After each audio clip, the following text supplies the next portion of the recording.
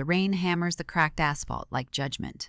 Each drop echoes off the dumpster behind Whitmore and Gray's law office. I clutch the soggy legal papers to my chest, the ink bleeding like Grandma Rose's final words, words I'll never hear again. The parking lot smells of wet garbage and exhaust fumes, a perfume fitting for the moment my entire world has been declared worthless. My phone buzzes against my rain-soaked blazer. A text from Dad. Your belongings are on the porch. Locks changed. Don't come inside. I dial Mom's number with trembling fingers, but it goes straight to voicemail. When the beep comes, my voice cracks. Mom, please. Cole told the hospice staff I'm damaged goods. And now you're throwing me out on the day we buried the only person who ever saw me as human. The papers in my hands are dissolving in the rain, just like the dream of inheriting Rose's Victorian house in Fairview Hills. $2.8 million and a lifetime of love. All transferred to my golden boy brother Cole, the medical student who hasn't visited her without asking for money in 5 years. I taste copper in my mouth. Somewhere in the distance, a car door slams like a coffin lid. The seizure aura starts building behind my eyes, but I won't give them the satisfaction. Not today. Not when I'm finally starting to understand this isn't about inheritance at all. This is about erasing me completely. The drive to my parents' house in Cedar Grove feels like attending my own funeral. Through the windshield wipers beating their funeral march, I can see Mrs. Calloway next door pretending to check her mailbox. Cole's BMW sits in the garage like a trophy, while my 15-year-old Civic sputters in the driveway. My belongings are scattered across the covered porch like evidence at a crime scene. Clothes dampening in the humid air. My CPA certificate face down in a puddle. The sight triggers a memory so vivid I can smell the Christmas incense again. December 1999. St. Mar. Anthony's Catholic Church. I'm 11 and the grand mal seizure hits during Silent Night. I convulse on the marble floor while the congregation watches in horror. Mom's voice cuts through the hymn. This is why we can't take her anywhere nice. Cole, 7 years old, keeps singing carols, stepping carefully around my shaking body as if I'm a puddle to avoid. The front door opens and Mom appears behind the screen like a judge behind bars. Diane Harlow, head nurse at Fairview General, wearing the expression she reserves for terminal diagnoses. Cole worked his way through medical school debt that's crushing him. You think someone who seizes behind the wheel deserves millions in assets? I'm a licensed CPA with my own clients. I start, but Dad's voice cuts me off from somewhere behind her. We're past that, Rebecca. Rose finally saw reality. The pattern crystallizes with brutal clarity. Every family milestone had been a Cole worship session. Every gathering a systematic diminishment of my worth. My medical condition wasn't just inconvenient, it was weaponized. The seizure medication in my purse rattles like dice as I gather my soaked belongings. Some gambles, I'm learning, are rigged from the start. The fluorescent lights at Dunkin' buzz like angry wasps as I spread the legal documents across a sticky corner table. Janet, the barista with paralegal student, written in the careful way she handles paperwork, notices me crying over official documents and approaches with a phone charger and genuine concern. You look like you could use some legal insight. Her finger traces the notary signatures. October 15th. The notarization has shaky handwriting, but the witness signatures from October 12th are rock steady. Connecticut requires same-day witnessing unless extraordinary circumstances are documented. This 3-day gap is a red flag. I tell her about Cole suddenly becoming helpful with Rose's affairs after years of neglect. Janet's expression hardens like concrete setting. When beneficiaries become caregivers right before inheritance, courts assume manipulation until proven otherwise. Has Golden Boy been playing nurse lately? 5 years of medical school, then suddenly visiting weekly. Rose went from Rebecca gets the house to Rebecca can't handle responsibility in 6 weeks. Janet slides a business card across the table, her paralegal professor, someone who specializes in elder law. Confusion doesn't just happen, honey. Sometimes it gets prescribed.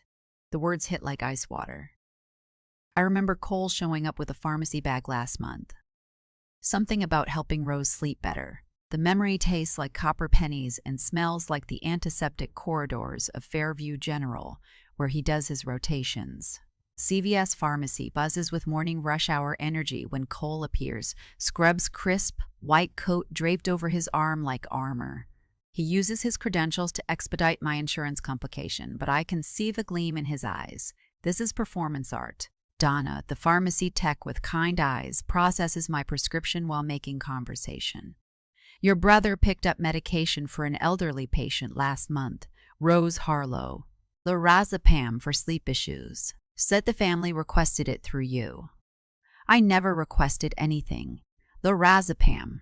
I know that name from my neurological consultations.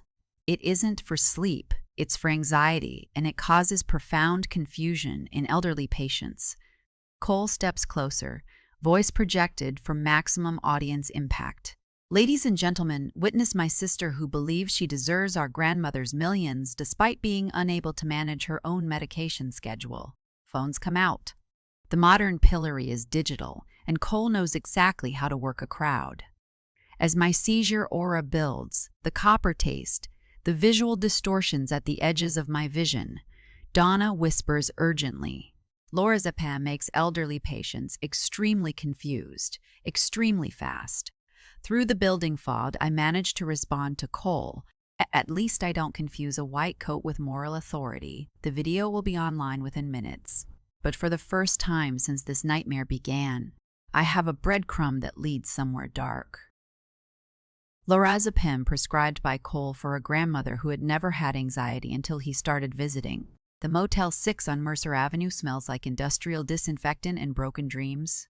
The systematic destruction of my existence has been swift and surgical. Bank of America's branch manager loudly explained my account freeze, pending a mental competency evaluation, while other customers pretended not to stare. My landlord announced lease termination in the parking lot to ensure witnesses. My accounting firm called a glass conference room meeting where all staff could watch me get fired. We're restructuring your position due to client concerns about reliability. Cole had poisoned my professional reputation as efficiently as he had drugged Rose. The Walmart parking lot at 2 a.m. in February feels like the edge of the world. Snow covers my Civic like a burial shroud. The heater died around midnight. My phone battery is dead. The seizure medication is making me confused, and I'm seriously considering walking into traffic rather than dying slowly from hypothermia. That's when the tap comes on my driver's side window. Detective Gloria Reyes stands in the blizzard holding a blanket and a thermos, her breath visible in the freezing air. Retired Hartford PD. She'd been grabbing medicine for her sick grandchild when she noticed someone slumped in a snow-covered car. "Honey, you're hypothermic. Come inside my car." No questions. No judgment. Just human warmth. She drives me to an all-night diner on Route 9 and orders coffee and soup without asking. "Found my mother like this 12 years ago," Reyes says, stirring sugar into her coffee. "Family convinced her to sign over her house, then dumped her at a state facility. She died thinking I abandoned her." We cry together over warming food. Two women, united by family betrayal. Only after establishing this human connection does she reveal her background. 28 years investigating elder financial abuse. Families who prey on their own aren't families anymore. They're organized crime with DNA. Reyes takes me to her house, provides a guest room, and calls contacts in the prosecutor's office and medical ethics boards. Over kitchen table coffee at dawn, she maps out an investigation strategy using her retired cop network. When everyone calls you crazy, check who profits from your silence. Together we start building a case that will either vindicate me completely or destroy us both. Reyes's basement office looks like a detective show set. Evidence boards covering the walls, red string connecting photographs, stacks of documents organized with military precision. Dr. Patricia Wynn, the medical examiner Reyes contacted, spreads Rose's hospice records across the desk. The lorazepam dosage prescribed would cause severe cognitive impairment lasting weeks in an elderly patient. This wasn't anxiety treatment. This was chemical incapacitation designed to compromise decision-making capacity. Through her police contacts, Reyes has recovered Cole's deleted text messages. The thread with his girlfriend reads like a confession. Medication working perfectly. She's compliant now. 2 more weeks and med school debt disappears. Hospital security footage shows Cole personally collecting the pills, highly irregular for student clinic prescriptions. This wasn't medical error, Dr. Wynn states flatly. This was pharmaceutical assault designed for financial gain. Hartford Superior Court's gallery is packed like opening night. Jennifer Wu, the legal aid attorney Reyes recruited, presents every piece of evidence with surgical precision. Medical records, deleted texts, expert testimony, security footage. Cole's helping grandmother's anxiety defense collapses under Dr. Wynn's testimony. Mom breaks under the prosecutor's questioning, admitting she encouraged Cole because Rebecca's seizures make her unreliable with money. The family that systematically erased me for 34 years disintegrates in real time under oath. Judge Renata Okafor's voice cuts through the courtroom. Using medical training to chemically incapacitate a vulnerable elder represents the gravest possible betrayal of the healing profession. The will is invalidated. The original is restored. I inherit Rosa's house and the estate. Federal charges filed. Elder abuse, prescription fraud, conspiracy to commit theft. Cole's medical school issues permanent expulsion. He leaves in handcuffs, his white coat replaced with an orange jumpsuit.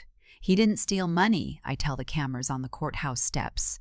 He stole our grandmother's mind and sold it back to himself for tuition payments. The family that threw me out like Tuesday's trash just learned that some garbage fights back.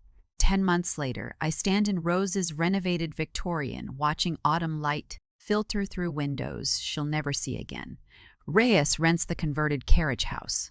Our alliance has become chosen family, the kind that protects vulnerability instead of exploiting it. My accounting practice now specializes in elder financial protection. Connecticut's Attorney General appointed me to the Elder Protection Task Force.